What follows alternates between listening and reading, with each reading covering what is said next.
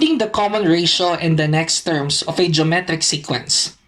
Good day everyone and welcome to another episode of HALINA'T MATH-TUTO sa Dasmariñas North National High School TV.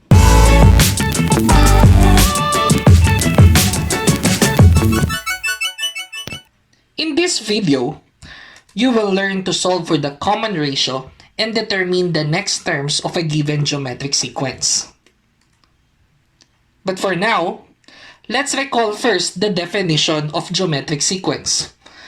Geometric sequence or geometric progression is a sequence in which each term is obtained by multiplying a constant number called the common ratio. For example, in the sequence 1, 2, 4, 8, 16, and so on, each term is obtained by multiplying 2. Therefore, this is an example of a geometric sequence whose common ratio is 2. Now let's talk about common ratio, or R. It is a fixed number multiplied to the preceding term to get the next term.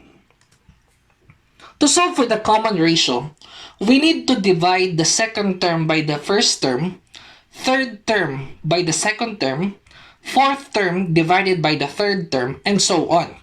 If the quotients are the same or equal, then the sequence is geometric with common ratio or R. Let's have more examples. Find the common ratio and the next two terms of the geometric sequence 1, 4, 16. First, we need to identify its common ratio. How? 4 divided by 1 is 4. 16 divided by 4 is also 4. Therefore, this sequence has common ratio 4. To determine the next term, we need to multiply the common ratio to the last term, which is 16. 16 times 4 is 64. 64 times 4 is 256. Therefore, the next two terms are 64 and 256. Let's have another example. Find the common ratio in the next two terms of the geometric sequence 5, 15, 45. Identify first the common ratio. 15 divided by 5 is 3. 45 divided by 15 is also 3. Therefore, our common ratio is 3. To get the next term, multiply 45 by 3. 45 times 3 is 135. 135 times 3 is 405. Therefore, the common ratio in this sequence is 3, and the next two terms are 135 and 405. Last example. Find the common ratio in the next two terms of the geometric sequence negative 20, 10, negative 5. Determine the common ratio. 10 divided by negative 20 is negative 10 over 20 or negative 1/2.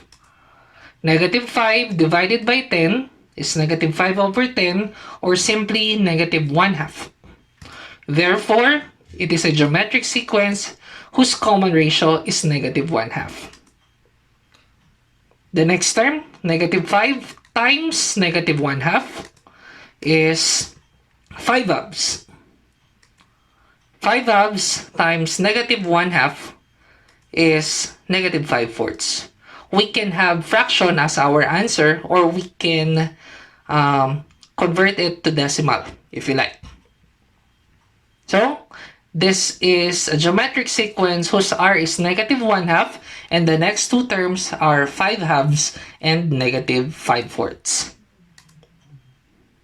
To solve for the common ratio and to find the next terms, we need to divide the second term by the first term, third term by the second term, fourth term by the third term, and so on. If the quotients are the same, therefore, That is a geometric sequence, and the quotient is our common ratio. And to identify the next terms, multiply the common ratio to the last term to get the next term.